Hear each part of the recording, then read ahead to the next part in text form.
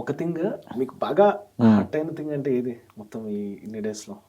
నాకు హర్ట్స్ ఏం అంటే నాకు ఎప్పటికప్పుడు నాకు అక్కడ బాధ అనిపించినా నేను ఫ్యూ మూమెంట్స్లో మళ్ళీ పైకి లేచి తర్వాత మళ్ళీ అలా కలవగలరా? వాళ్ళతో నార్మల్గానే ఉండగలరా?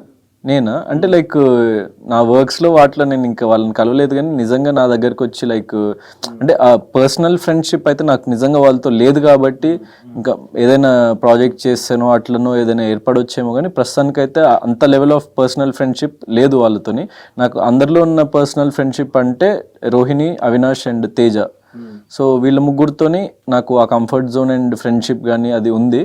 సో మిగతా వ్యక్తులతో అంటే ఇప్పుడు వాళ్ళంతటా వాళ్ళు వచ్చి మాట్లాడితే 100% నేను మాట్లాడతా, లేకపోతే ఏదైనా ఈవెంట్స్లో మాట్లాడతా.